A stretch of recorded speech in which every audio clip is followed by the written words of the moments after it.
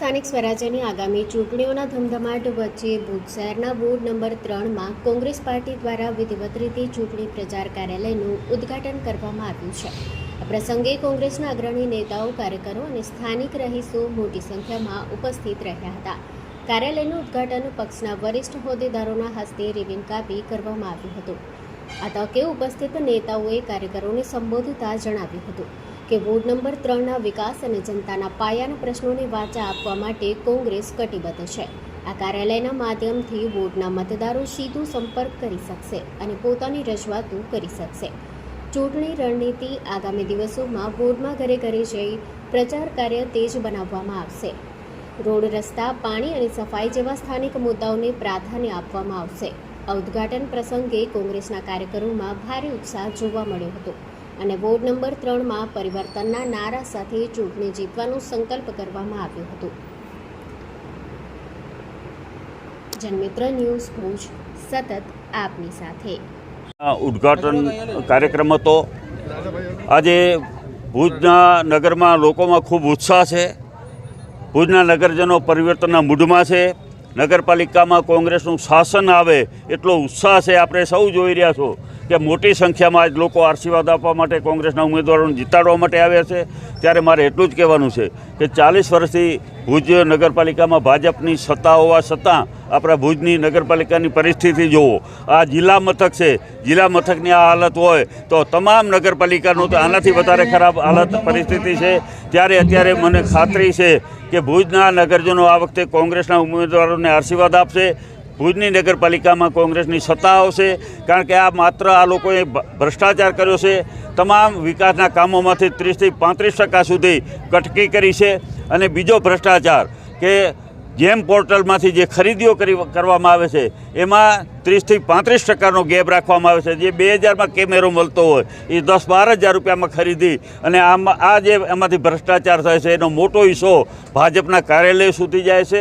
અત્યારે આપણે ભુજ શહેરની હાલત જોઈએ તો ગટરની હોય, પાણીની હોય, સફાઈની હોય, અનેક સમસ્યાઓ છે। અને ચોમાસામાં તો તમે જુઓ ભુજ આખું જળબંબાકાર થઈ જાય। આટલા વર્ષો પછી પણ પાણીના નિકાસ માટેની કોઈ વ્યવસ્થા કરી શક્યા નથી।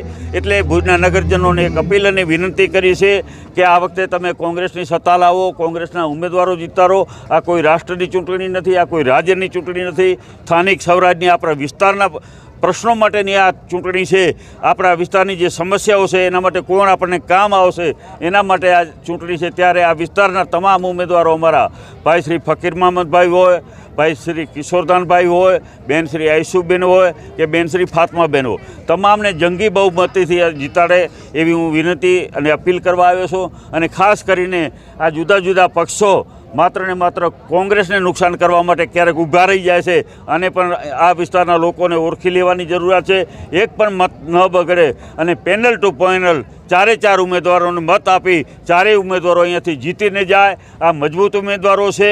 આપણા વિસ્તારના પ્રશ્નો માટે જાગૃત રહેશે, આપણા વિસ્તારના પ્રશ્નોની સમસ્યાઓ માટે કામ કરશે અને લોકોને મદદરૂપ બનવાની જે ભાવના છે એવા લોકોને અમે ઉમેદવારો બનાવ્યા છે। તો આ વખતે અમને વિશ્વાસ અને ભરોસો છે કે આખા ભુજમાં પરિવર્તન આવશે। આખા ભુજ નહીં પણ સમગ્ર કચ્છ જિલ્લામાં તાલુકા પંચાયતો હોય કે જિલ્લા પંચાયતમાં જબર પરિવર્તન આવવાનું છે, કારણ કે લોકોમાં ખૂબ ઉત્સાહ છે અને કોંગ્રેસને આશીર્વાદ આપશે અને કોંગ્રેસ જીતશે। એટલે 2027માં ગુજરાતની ગાદી ઉપર પણ કોંગ્રેસનો ધ્વજ લહેરાશે એટલી તમને દાવા સાથે ખાતરી આપું છું। જય હિન્દ, જય ભારત।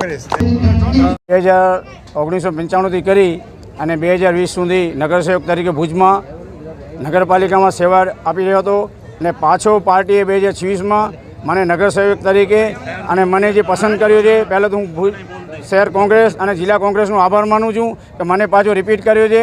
અને આ વિસ્તારના આપ જોઈ શકો છો તેમ આજે આ મધ્યસ્થી કાર્યાલય પ્રસંગે જ્યારે આ મોટી સંખ્યામાં આ વિસ્તારના જે મારા મતદારો વાલા અને મારા ભાઈ બહેનોએ જે પધાર્યું છે એના ઉપરથી આપ જોઈ શકો છો કે કેટલું મારું ઉત્સવ છે। કારણ કે 2020માં મેં ચૂંટણી ન લડી હતી। આજે 2026માં મને જ્યારે ટિકિટ મળી છે અને આપ મારા મતદારો મને જંગી બહુમતી પાછો નગરપાલિકામાં મને મૂકશે। અને શહેરમાં પણ જેમ અમારા જિલ્લા પ્રમુખે કહ્યું કે આખો શહેરનું વાતાવરણ સારું છે, એના ઉપરથી જ આપ અંદાજ કાઢી શકશો કે ભુજ નગરપાલિકા કોંગ્રેસની બની રહેશે। અને તમામ જે ભુજના જે પીડાતા પ્રશ્નો છે એના માટે અમે નિર્ણય લાવશું। અને ભુજની પ્રજાને હું એક જ અપીલ કરું છું કે કોંગ્રેસને જીતાડી અને કોંગ્રેસની સત્તા બનાવો, એનાથી તમારો વિકાસના કામ અમે 100% ખાતરી આપું છું, અમે વિકાસ કરશું. અહીંયા ભુજ નગરપાલિકા તમે બધા જાણો છો કે ભુજ નગરપાલિકાની ચૂંટણીઓ ચાલી રહી છે અને એના માટે વોર્ડ નંબર 3ની આ કાર્યાલય ઉદ્ઘાટનનો સમય આજે એક પ્રોગ્રામ હતો અને આ પ્રોગ્રામમાં અમે બધા આવ્યા હતા અને ફકીરમોહનભાઈ કુંભાર વોર્ડ નંબર 3ના ઉમેદવાર છે, જે આયુષુબેન સમા અને કિશોરદાનભાઈ ગઢવી જે ભુજ શહેર કોંગ્રેસના પ્રમુખ પણ છે. અમે બધા આવ્યા હતા અને અમને મત આપવા માટે આમ જનતાને અપીલ કરી હતી. સાથે સાથે જે હાલે સત્તા ઉપર હતા બીજેપીના જે નગરસેવકો હતા એના સામે પ્રજાલક્ષી સવાલો મૂક્યા હતા. જે સવાલોમાં સૌથી મોટો સવાલ એ છે કે આજે તમે દરેક વોર્ડમાં ફરીને 1, 2, 3, 4 જેમાં પણ ફરીને એમ કહી રહ્યા છો કે ભાઈ અમે વિકાસ કરશું. તો હું એક જ સવાલ ખાલી પૂછીશ કે 40 સાલથી સત્તામાં કોણ છે? તમે નગરપાલિકામાં 40 વર્ષથી બેઠા છો તો શું કામ વિકાસ નથી કરતા? એટલે તમારું કહેવાનું મતલબ એ છે કે તમે અહીંયા પેનલ આપશો તો તમારો વિકાસ થશે. તો આ 3જા વોર્ડમાં આનાથી પહેલાં તમારી પેનલ હતી, તમારા ઉમેદવાર હતા, તો કેમ વિકાસ ન થયો? બરાબર, કેમ કે તમને દલિત અને મુસ્લિમ સમાજનો વિકાસ કરવું નથી. તમે ભેદભાવની રાજનીતિ કરી રહ્યા છો અને તમે ખાલી ને ખાલી આ જે લોકો છે તેને ગુમરાહ કરી રહ્યા છો અને ગુમરાહ કરવાનું કામ કરી રહ્યા છો. કોઈ પણ વિસ્તારનો વિકાસ તમારા વર્ષની વાત નથી. તમારા 5 વર્ષ ખાલી ભ્રષ્ટાચારમાં ગયા છે અને એની પોલ ખોલશે પ્રજા અને કોંગ્રેસને ભારી બહુમતીથી જીતાવશે. ઉદ્ઘાટન પ્રસંગે આપ પણ દરેક આખા શહેરમાં ફરતા હશો, દરેક વોર્ડમાં કાર્યાલયોના ઉદ્ઘાટનો થયા હશે.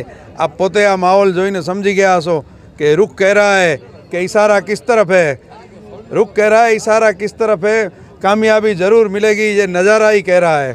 એટલે તમે આ વાતાવરણ જોઈને તમે કલ્પી શકો છો કે ભુજમાં અત્યારે ભાજપ વિરોધી કેવું વાતાવરણ છે. ખાસ કરી વોર્ડ નંબર 1, 2, 3, 4, 5, 6 આ તમામ વોર્ડોમાં ભારતીય જનતા પાર્ટીના લોકો આજે પગ રાખી શકે એવી પરિસ્થિતિ નથી. કેમ કે છેલ્લા 40 વર્ષથી એમના શાસનમાં આ વિસ્તારોનો જે એમણે ભેદભાવ રાખ્યો છે અને કામગીરી નથી કરી, એનાથી જનતામાં એક આક્રોશ છે.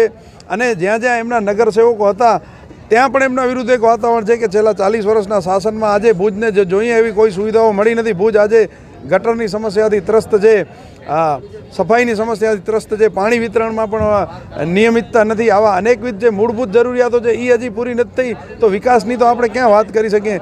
લોકો માટે ક્યાં સ્પોર્ટ્સ સંકુલ બનાવવું, યુવાનો માટે રાત દરે જીમ હોય, સિટી બસની સર્વિસ હોય, એવી કોઈ સુવિધાઓ આપણે આપી નથી. માત્ર ભ્રષ્ટાચાર કરી ઘર ભર્યું છે. આ 5-7 પરિવારોની એક પ્રાઇવેટ લિમિટેડ પેઢીઓ એવું ભુજ નગરપાલિકા બની ગઈ છે અને એમના માટે જ ભુજ નગરપાલિકા ચાલતી હોય એવું એક વાતાવરણ બની ગયું છે, એવી એક સિસ્ટમ બની ગઈ છે. હવે જ્યારે એ લોકોને એમ લાગે કે આજે આ હારી જાય છે, આ એક ભાઈએ ભાષણમાં બહુ સારી વાત કરી કે નો રિપીટનો મતલબ શું કે કામ નથી કર્યા એટલે નો રિપીટ. હવે આવી રીતે જ્યારે એ લોકો પ્રજાને મૂર્ખ બનાવવાના પ્રયાસો કરે છે અને દર વખતે ઉમેદવારો બદલાવી પ્રજાને મૂર્ખ બનાવી અને ફરી પાછા એ નહીં લોકો, એ નહીં ભ્રષ્ટાચાર, એ નહીં સિસ્ટમ જે ચાલી આવી છે એમાં આ વખતે પરિવર્તન થશે. ભુજની જનતાએ મન બનાવી લીધું છે. આ વખતે કોંગ્રેસ ભુજ નગરપાલિકામાં સત્તા મેળવશે એવો અમને વિશ્વાસ છે.